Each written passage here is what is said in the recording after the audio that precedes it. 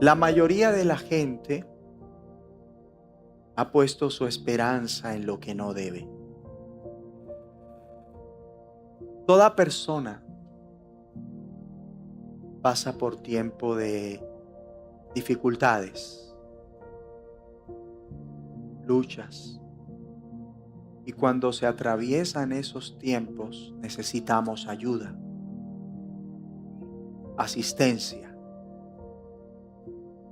ayuda de alguien más. A veces esa ayuda hay que buscarla en la medicina o en cualquier otra fuente material para resolver esos problemas y ayudarnos. ¿Qué pasa? La gran mayoría de las veces no se recibe esa ayuda. ¿A qué me refiero? Realmente no funciona como dice que debería funcionar. Te lo explico así. Alguien hace una promesa para ayudarlo y sencillamente, por cualquier motivo, esa persona no puede cumplirle. O si cumple, pasa que su ayuda resulta ser ínfima. Se queda corta. Ahora, ¿no le alegra que ese no sea el caso con Dios? Vuelvo a preguntar. ¿No le alegra que ese no sea el caso con Dios? Dios todo lo puede. Nada es demasiado difícil para Él. Dios todo lo sabe. Él está en todas partes. Dios cumple sus promesas y Dios es capaz de hacer realidad todo lo que Él declara. Una persona sabia buscará entrar en un pacto con Dios porque comprende algo. Según la palabra de Dios, estar en una relación de pacto con Dios conlleva grandes beneficios. Pregunta: ¿se tiene una relación de pacto con este Dios viviente por la fe en Jesucristo? Sin ese pacto, va a encontrarse solo en este mundo y más solo cuando más lo necesite. Va a ser decepcionado y por ende se sentirá inseguro, frustrado, agobiado, estresado. Se sentirá angustiado, desesperado, deprimido, afligido, confundido, amedrentado, en fin. Porque eso es lo que pone la esperanza. La gran mayoría de ocasiones no podrá satisfacerle ni hacer realidad lo que necesita. Entonces, su esperanza se convertirá en decepción. Su sueño dorado acabará en amarga realidad. Lo que esperan se volverá frustración. Su fe se trocará en desencanto. Su ilusión se tornará en desengaño. Lo que tanto esperan no va a pasar. Su confianza terminará rota. Y hay un Salmos 46, nos enseña sobre los beneficios de esperar en las promesas de Dios. Ahora, hay que tener sumo cuidado.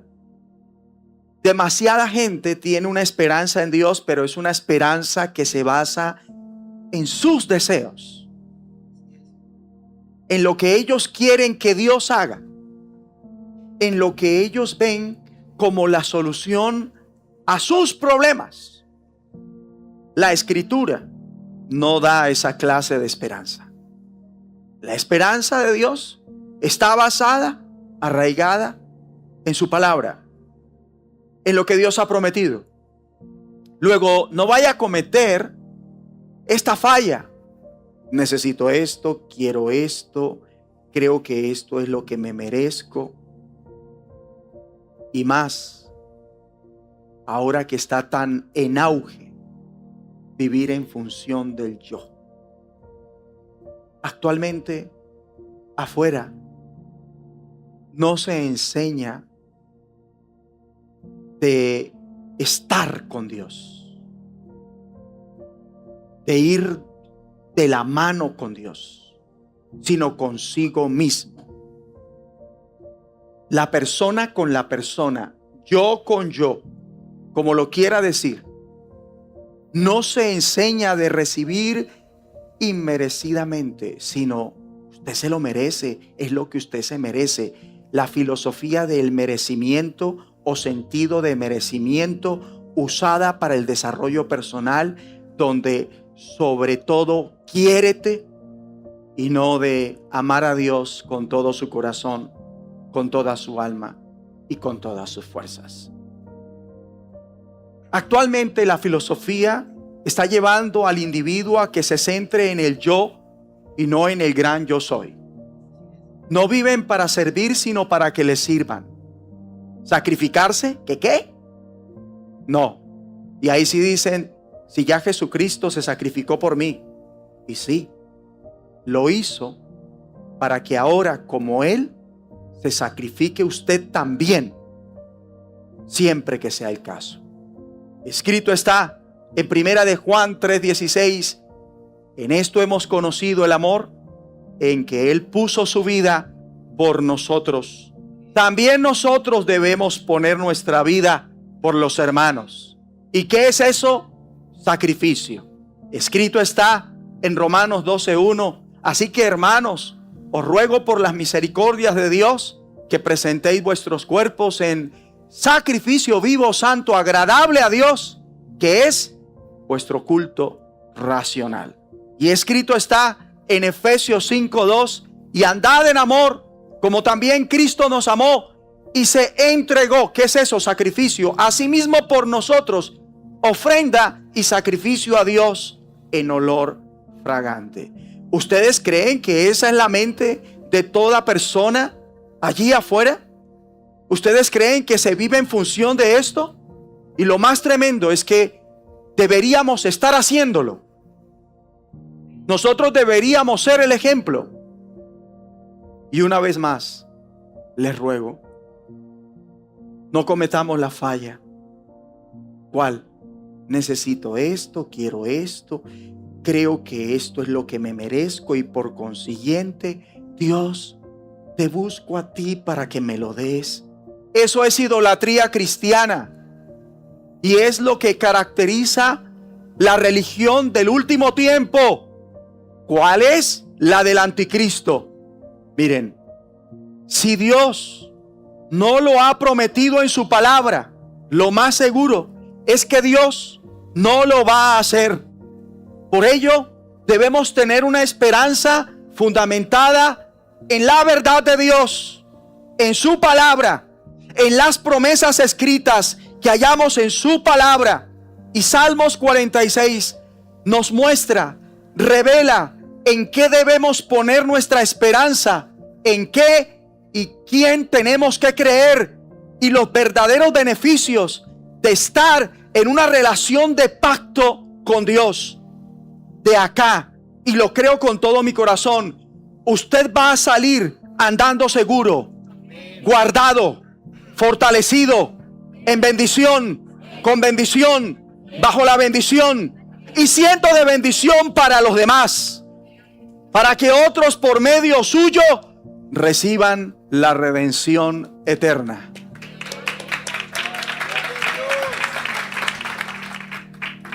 Eso sí, siempre y cuando aplique y crea todo lo que estamos aprendiendo y vamos a aprender ahora con base a los textos bíblicos, partiendo de Salmos 46. Si tiene su Biblia puede abrirla allí.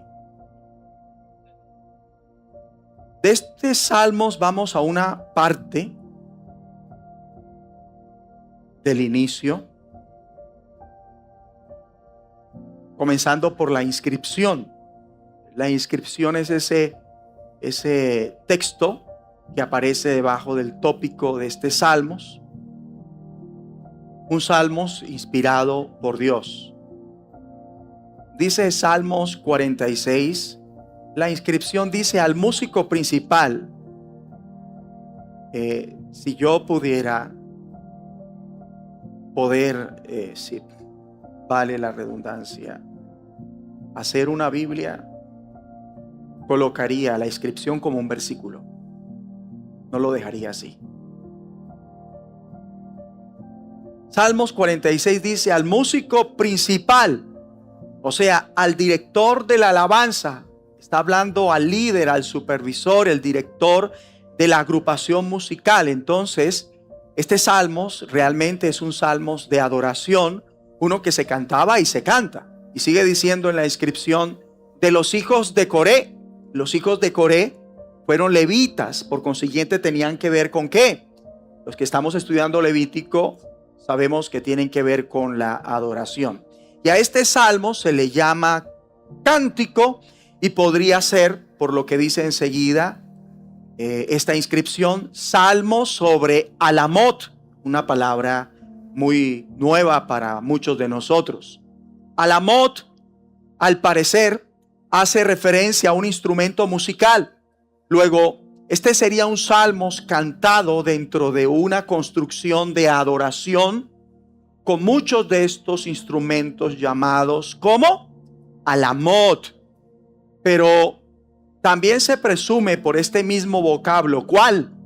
Alamot, que este bien podría ser un cántico que las mujeres piadosas, las mujeres rectas, sometidas a las instrucciones y mandamientos de Dios, cantarían con el propósito de animar a la congregación de Israel a confiar en Dios, animarlos a poner su esperanza en Él y en su palabra. Entonces, alamot bien podría ser un instrumento musical o un tipo de mujer piadosa que cantará esto públicamente en grupo con otras mujeres. Y como Dios está por nosotros, mire lo que dice ahora enseguida: Dios es nuestro amparo. Tremendo, ¿no? Dios es un refugio. ¿Para quién? Para nosotros. Pero también y fortaleza. Dios está prometiendo, uno, que está por nosotros. Él es un refugio. Él nos defiende, y no nada más nos defiende, sino que también nos da fuerza, poder. Por eso, en segundo lugar, no siempre solo nos protege contra el adversario, sino que en ocasiones nos dará el poder para vencer y derrotar al adversario. Dios es nuestro amparo y fortaleza. Dios puede hacer las dos cosas. Puede protegernos y puede ceñirnos de poder, facultarnos para experimentar la victoria ¿sobre quién? Sobre el adversario y sus secuaces, sobre las dificultades. Nuestro pronto auxilio, sigue diciendo este Salmos en el versículo 1, nuestro pronto auxilio ayuda en las tribulaciones. ¿Están conmigo? O sea, ayuda en estos tiempos de tribulación. Mire que está en plural. O sea, eso no habla de una tribulación normal, sino de mucha tribulación, abundancia de tribulación. Nuestro pronto auxilio en las tribulaciones. Este Salmos nos enseña que Dios no nos evita las tribulaciones, sino que con prontitud nos auxilia en medio de ellas. Lo único que Dios nos evita es su ira justa o su juicio final, que empieza según Apocalipsis 8:13 con las trompetas y que se completará con el juicio de las copas en Apocalipsis 16. De eso sí escaparemos, según Primera de Tesalonicenses 5:9. ¿Qué experimentaremos entonces? La salvación. ¿Por qué? Porque cuando Cristo fue crucificado en el día de la Pascua, ¿y qué es la Pascua? El día de la redención. Él derramó su sangre. ¿Y qué debemos tener claro de esto? Lo siguiente: Dios recibió perfectamente la obra de Cristo. ¿Cómo lo sabemos? Por la resurrección. Es que Cristo fue hecho resucitar de entre los muertos por Dios el Padre. Y esto anuncia, confirma que Dios recibió esa obra de Cristo cuando Cristo dijo: consumado es. No solo quiere decir que ya terminó todo, sino que fue hecho de manera perfecta. La resurrección que Dios el Padre hizo de su Hijo nos testifica de la obra perfecta de redención de Cristo. Y por causa de eso, los verdaderos creyentes en Él nunca jamás experimentaremos la ira de Dios. Nunca. Nunca.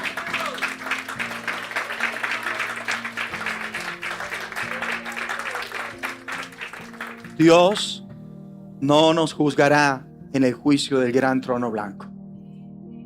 ¿Por qué? Porque estamos en Cristo. Hemos recibido el mensaje del Evangelio. Cuando Él pagó su precio, según Hebreos 9:12, no expiatorio sino redentor, su obra de redención fue hecha y dura eternamente y para siempre. Luego la vida que nos ha dado Cristo es eterna y dura por los siglos de los siglos. Entonces, la salvación de un creyente, mi salvación, está asegurada. Y no por nada que yo haya hecho, sino por la suficiencia de la cruz. Así que ciertamente los verdaderos creyentes estaremos en el reino de Dios.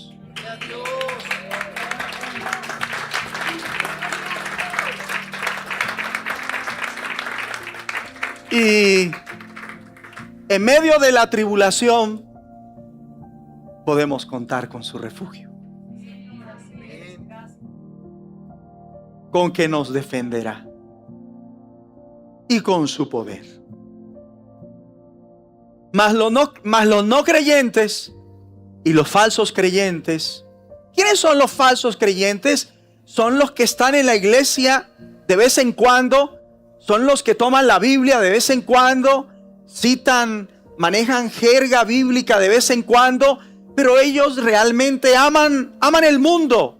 No están interesados en la profecía bíblica. Y a propósito, una de las cosas que más ignora la iglesia en este último tiempo es la profecía bíblica.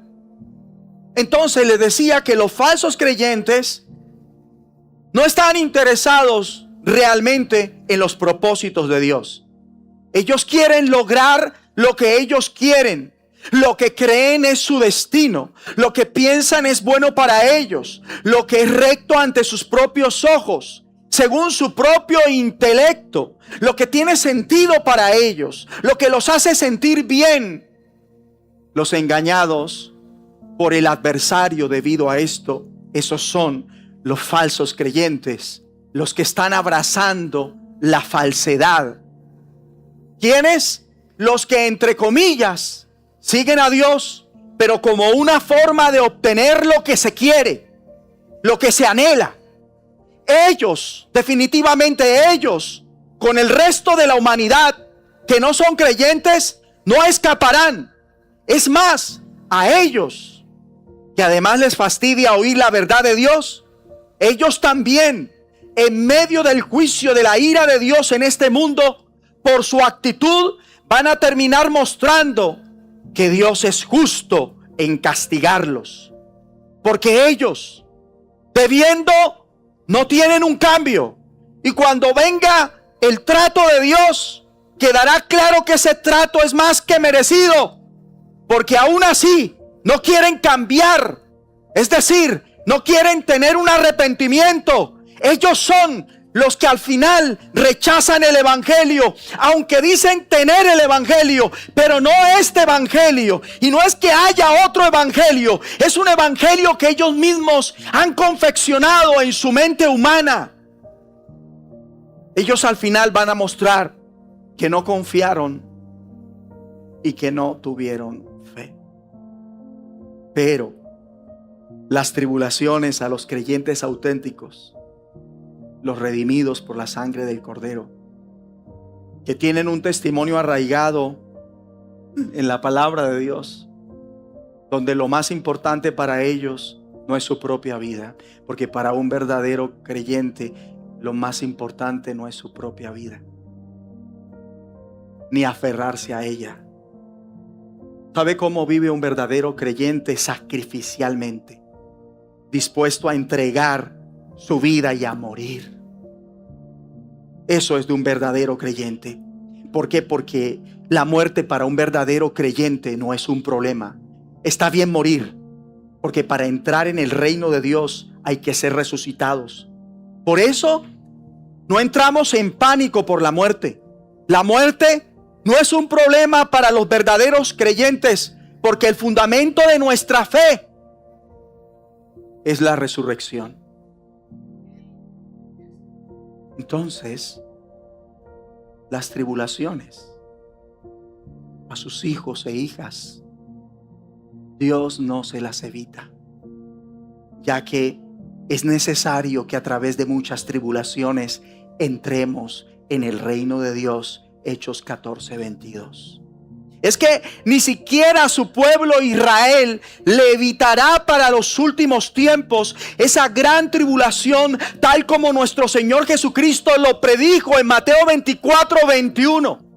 Pero primero la iglesia será perseguida, y antes de que Israel pase por ese terrible tiempo de persecución, peor que el holocausto, ¿saben qué ocurrirá? El arrebatamiento. Entonces, Dios es una ayuda muy presente en tiempos de tribulación. O mejor, tribulaciones, dice Salmos 46:1. Lo que quiere decir una tribulación abundante, una gran dificultad.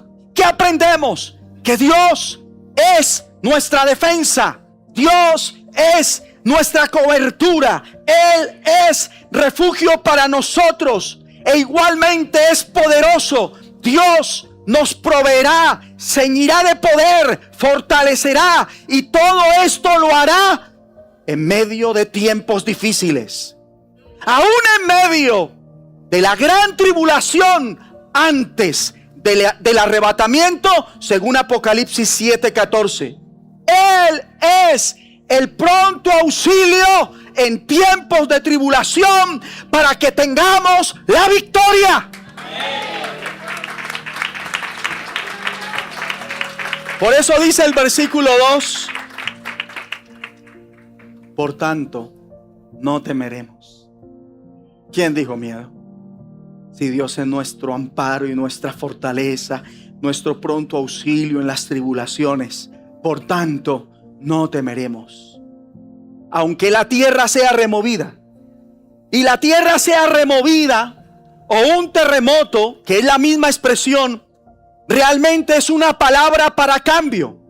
En ocasiones las cosas cambian en este mundo, y algunos cambios pueden ser muy desafortunados y difíciles. Luego dice, afirma, aunque vengan tiempos cuando la tierra cambie, algo que puede conllevar incertidumbre, no se sabe a dónde va, qué va a ocurrir y cosas semejantes. Dice el versículo 2, por tanto, no temeremos, aunque la tierra sea removida y se traspasen los montes al corazón del mar. ¿De qué está hablando acá? De cambios severos, contundentes, montes que se desploman. Todo se refiere a una transición, un paso hacia una nueva realidad. Aprendamos esto. Puede ser difícil llegar al futuro, mas el futuro es bueno para nosotros. Al final las cosas van a estar bien para los que en serio estamos y sigamos confiando en Dios, los que nos apoyamos en sus promesas, Dios nos va a ayudar, Dios nos va a fortalecer, Dios nos va a defender. Y al final, cuando estos cambios empiecen a suceder en este planeta, en este mundo, y llegue una nueva realidad, eso estará bien, porque todo terminará bien para nosotros.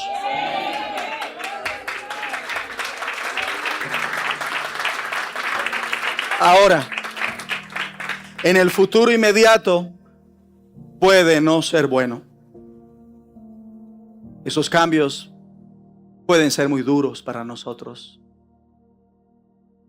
como lo estamos viviendo actualmente. Podemos sufrir, pero al final, dado el tiempo suficiente, las cosas van a terminar bien para los auténticos creyentes. De ahí que diga que Dios es nuestro amparo, nuestro pronto auxilio en las tribulaciones. Versículo 3. El versículo 3 se refiere a cosas que suelen intimidar, que impresionan, porque son cosas estrambóticas, escandalosas, muy aterradoras. Estamos hablando de cosas que generan disturbios. Y después se refiere en ese versículo 3 a las aguas espumando. Un término para agitar, para revolver. Y dice, aunque bramen, o sea, aunque hayan grandes disturbios y se turben sus aguas están revueltas, es decir, el mar y demás, y tiemblen los montes empiezan a temblar con hinchazón a causa de su braveza, dice este Salmos, y termina diciendo Selah. Y Selah es otra palabra nueva para muchos. Y Selah es un término que hace referencia a una pausa. Por tanto, en medio de estas cosas, cuando hay un gran disturbio, cuando los montes se hinchan, cuando las aguas y los mares rugen, ¿qué tenemos que hacer? Una pausa. Es el momento de hacer una pausa y caer en cuenta de que tales cosas están sucediendo en este mundo. Dios está en ello. Si el mundo está atravesando por este gran cambio, por esta metamorfosis, entienda que esto no sorprendió al Creador. ¿Por qué? Porque Dios es el artífice de estos cambios. Dios lo permite y quizás lo está causando porque el tiempo ha llegado para un cambio. Y así precisamente ha sido titulada nuestra enseñanza hoy. El tiempo ha llegado para un cambio. Dígaselo al que está a su lado. El tiempo ha llegado para un cambio. Y si se está en la voluntad de Dios, si se está comprometido con sus propósitos, estos cambios no lo van a tomar por sorpresa y por ende no nos van a desequilibrar.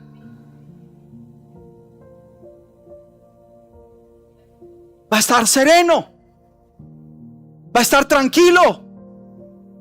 Hay un ejemplo en la parábola del hijo pródigo. Aprendemos que él recibe una herencia. Entonces deja su país, sale y empieza a vivir de forma impía.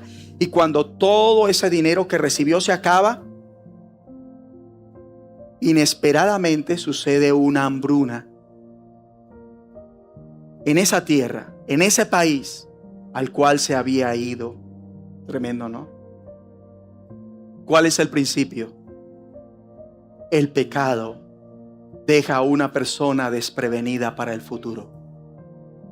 Lo vuelvo a decir, el pecado deja a una persona desprevenida para el futuro. O sea, una persona que se habitúa al pecado o a un pecado como ejemplo, podría decir, en el futuro podría quedar fuera del arrebatamiento.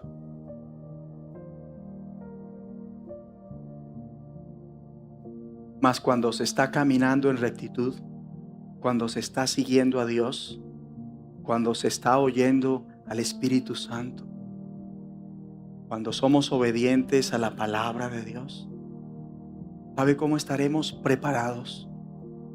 El futuro no nos va a golpear. El miedo no nos paralizará. Y modestia aparte, lo digo para la gloria de Dios, con esta última experiencia que tuvimos, con ese movimiento telúrico, con mi esposa, estábamos más orando que asustados. No habrá desesperación.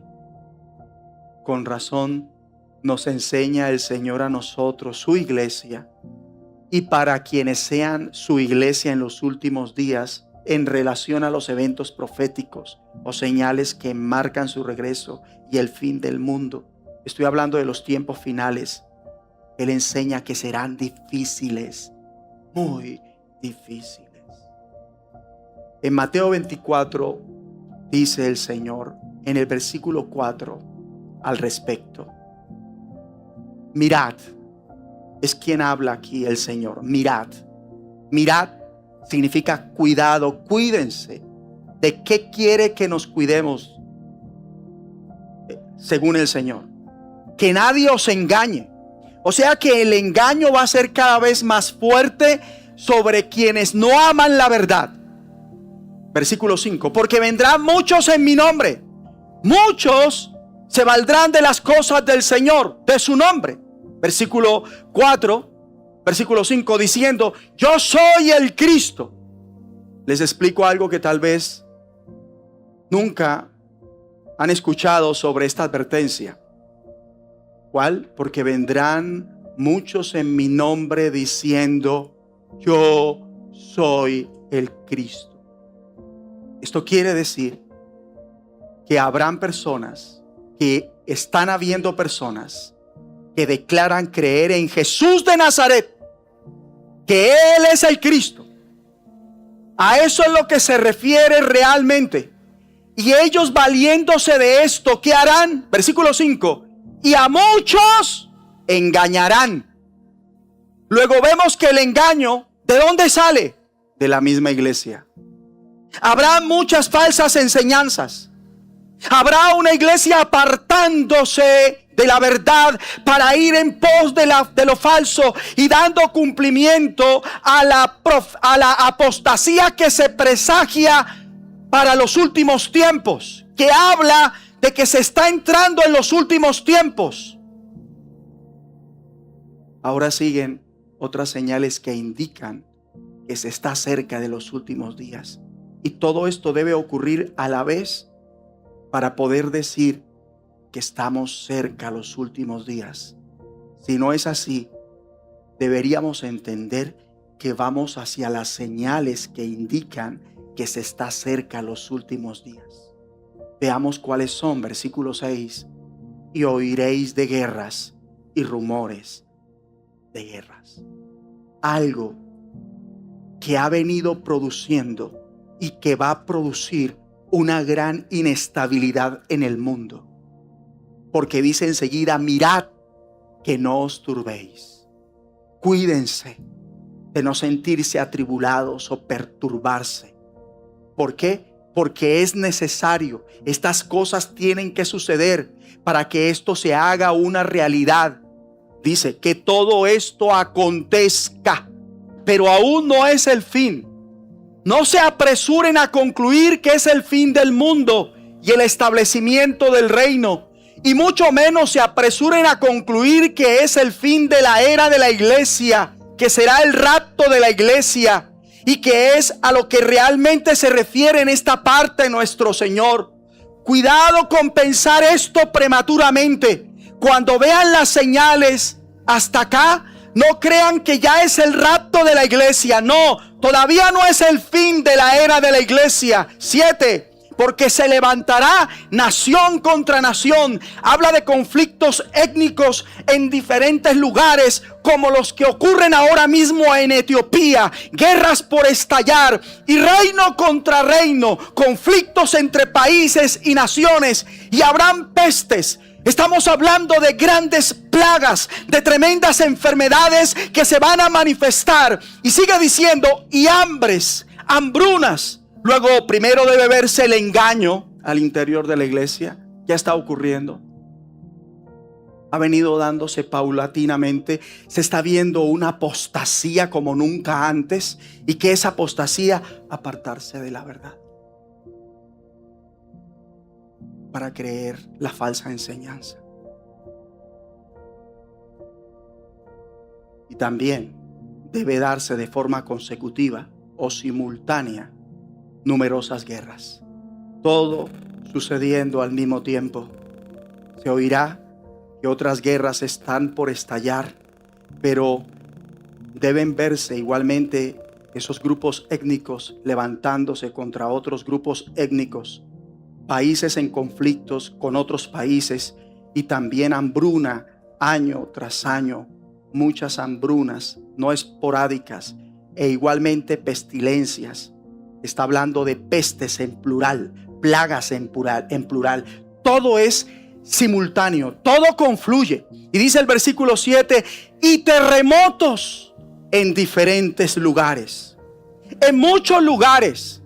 Y si vemos esto en simultáneo, si vemos todo lo que hasta aquí se ha enumerado aconteciendo al mismo tiempo, entonces ahí sí vamos a poder afirmar que nos estamos acercando a los últimos tiempos.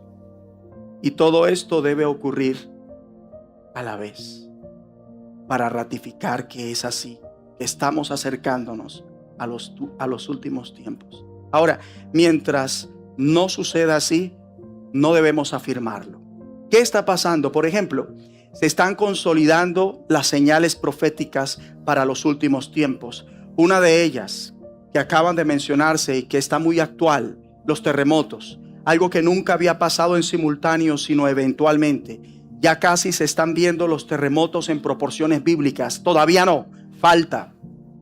En este año 2026, mal contadas, por ahí va la cuenta, a la fecha que se hayan reconocido y que estén registradas, se hablan de 10 terremotos mayores de magnitud 7 a nivel mundial.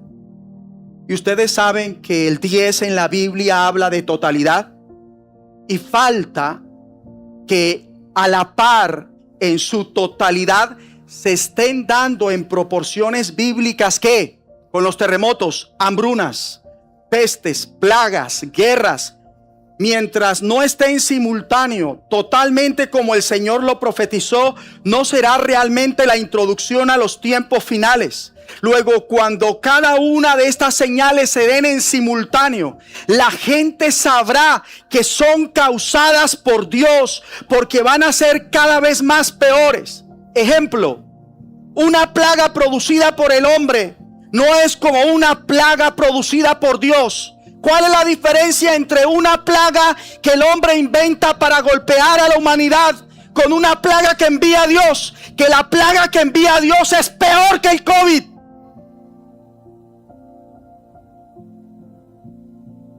Ejemplo.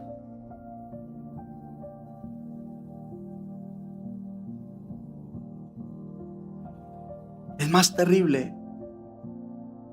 Y en medio de esto, ¿qué debemos hacer? No turbarnos, no tener miedo. Hay que mostrar fe, como aprendimos en Salmos 46. Y acá viene algo a continuación que le da más sentido a lo que aprendimos en Salmos 46. Versículo 8. Y todo esto será principio de dolores. Es significativo que el Señor relacione todo esto con los dolores de parto. A eso se refiere cuando habla así. Los dolores de parto, me han dicho, no me consta, inician suavemente pero rápidamente se vuelven muy agudos. El mensaje: hay un propósito, habrá un resultado agradable.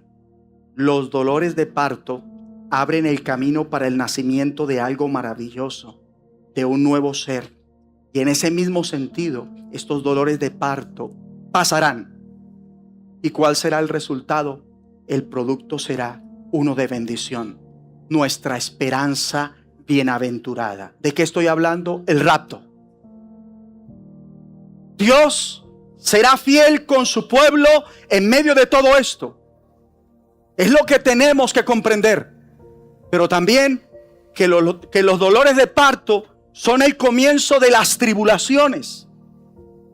Con todas estas señales, el mundo va a estar en caos, desequilibrado. Pero sepan además de que el mundo a los verdaderos creyentes nos odiará, nos perseguirá con saña, crueldad, por ser fieles a Dios. Lo dijo el Señor y nos lo dice hoy nuevamente, versículo 9: entonces os entregarán a tribulación y os matarán. Le está hablando a su iglesia aquí. Si usted se da cuenta, cuando estudie el capítulo 24 de Mateo en oración, el Señor habla a dos grupos: a su iglesia y luego a Israel en Mateo 24. Y su iglesia está representada o es sus discípulos. Y es a sus discípulos quienes nos está diciendo esto el Señor: que antes de que Él venga por nosotros para llevarnos con Él, y antes de la segunda venida de Él con nosotros para establecer su reino, primero nosotros vamos a tener que vivir tribulación por causa de la traición. Nos van a traicionar, porque dice el Señor: os entregarán a tribulación y os matarán, y seréis aborrecidos de todas las gentes por causa de mi nombre. Esto tiene que ver con el inicio, el principio de ¿qué? De los dolores de parto. No son los dolores de parto todavía, que llevan al rapto, a la segunda venida. Entonces, si usted puede hacer ese ejercicio, sería muy bueno. Dos sucesos distintos: el rapto y la segunda venida. El primero, el rapto, tiene su énfasis en ¿quiénes? En la iglesia, ¿verdad? La segunda venida tiene su énfasis en ¿quiénes? En los hijos de Israel. Y el rapto, en el rapto, nosotros somos reunidos con Él. Y en la segunda venida, nosotros regresaremos con Él para cuando establezca su reino. Y nosotros reinaremos y gobernaremos con Él en su reino milenial. Pero antes de que esto se cumpla, ¿qué va a ocurrir? ¿Qué dice el Señor? Serán traicionados, seremos entregados, puestos a manos de otras personas, y por eso hallaremos tribulación. Iglesia, iglesia, prepárense para sufrir. Pero recuerden Salmos 46. Él es nuestro pronto auxilio en las tribulaciones.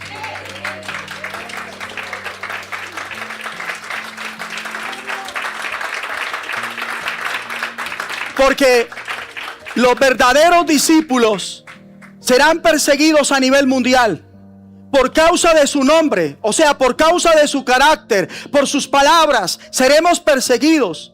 Mas recuerden, no vamos a experimentar la ira de Dios, porque antes ocurrirá que el rapto, justo cuando se está viviendo el peor tiempo de persecución para los creyentes, lo que documentará, lo que probará y validará nuestra fe. Recuerde a la tribulación. Los hijos de Israel no podrán escapar. A la gran tribulación la iglesia tampoco podrá escapar. Pero ¿qué ocurrirá? Salmos 46. Yo estaré con mi iglesia. Yo empoderaré a mi iglesia en medio de la tribulación para que tengan la victoria, hasta que envíe a mi Hijo para que los arrebate, para estar conmigo para siempre.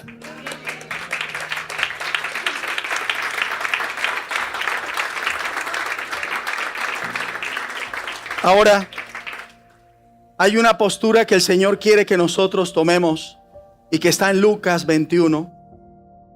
Me gustaría que usted fuera a la Biblia. Lucas 21, versículo, si ya está en Lucas 21, hágamelo saber. Dice el versículo 28, cuando estas cosas comiencen a suceder. ¿Por qué vamos a Lucas 21, 28? En su casa usted puede estudiar en oración ese capítulo 21. Es un capítulo paralelo a Mateo 24. Tiene que ver con el tema. Cuando estas cosas comiencen a suceder, ¿qué dice? Erguíos. ¿Qué dice? Miren arriba. A eso se refiere. Y levantad, ¿qué? Vuestra cabeza.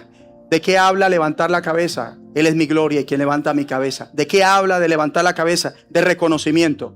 Dios va a reconocer a su pueblo.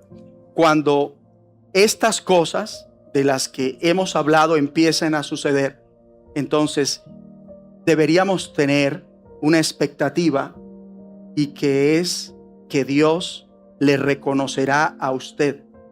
Y miren cómo lo hará, versículo 28. Porque vuestra redención, ¿lo está leyendo? Está cerca. Lo vuelvo a decir, porque vuestra redención está cerca. Lo vuelvo a decir, porque vuestra redención está cerca. Y para redención, no en el griego, porque allí en Lucas está escrito en griego, en el hebreo hay dos palabras. Una implica un pago por la redención.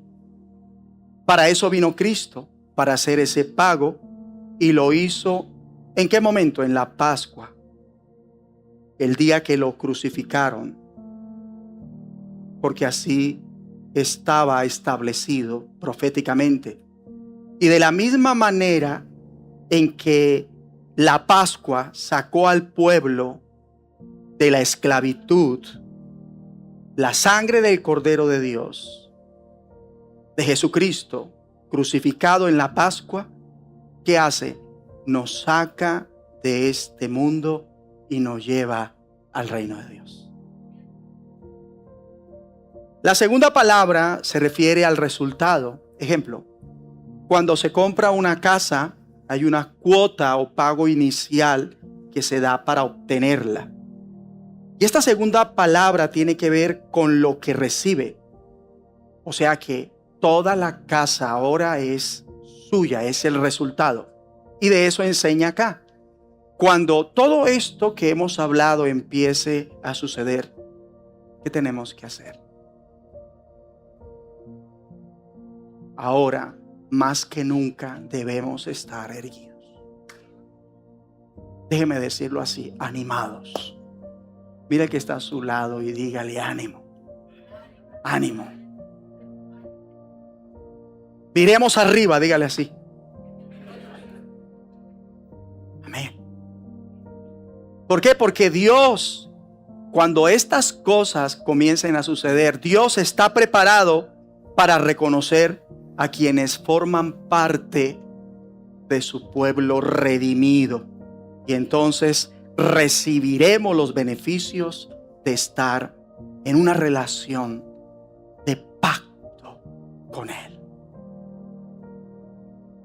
Cuando estas cosas empiezan a suceder, haga una pausa. Me fui a Salmos 46, versículo 3, la última parte, Selah. Tome aire, a ver, inhale, exhale. Y entienda que cosas como estas suceden, pero Dios está con nosotros. Dios está en ello. Dios es el artífice de esos cambios. Dios los permite y quizás los está causando porque el tiempo ha llegado para un cambio y el tiempo se acerca. Entonces, ¿por qué no hacer algo? Levantarse, ponerse sobre sus pies y venir acá y caer rendido al Señor, sometido a su señorío y autoridad, para recibir una unción fresca, para hacer y hacer como Dios nos ha instruido. Porque de acá, lo creo, usted sale andando seguro, guardado, fortalecido, en bendición, con bendición, bajo la bendición y siendo de bendición para los demás, que otros reciban a través suyo la redención eterna. Eso sí, siempre y cuando aplique y crea todo lo que hemos aprendido con base a esta palabra. En el nombre de Jesucristo. Recibe la gloria, Señor. Aquí estamos. Aquí estamos. Aquí estamos, Señor.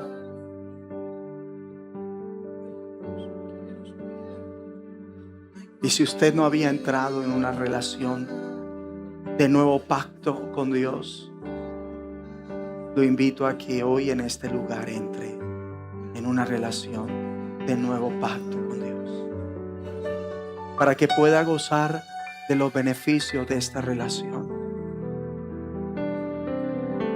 para que pueda perseverar en los propósitos de Dios, no haciendo su vida, sino viviendo la vida que Dios quiere.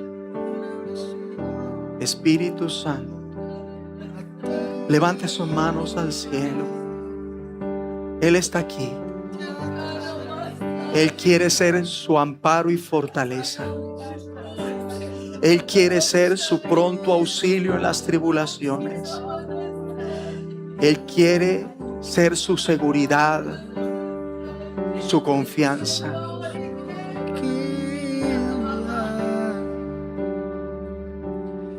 Dios es nuestro amparo y nuestra fortaleza. Dios es quien nos cuida. No hay por qué llorar. No hay por qué dudar. El tiempo ha llegado para un cambio. Dios es nuestro amparo y nuestra fortaleza. Dios es quien nos cuida. Levante sus manos al cielo.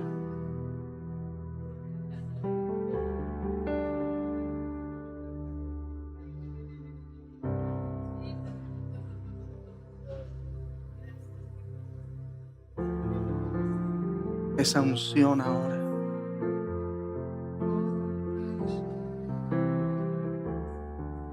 para hacer y hacer lo que Dios quiere. Confiar en Él. Aleluya.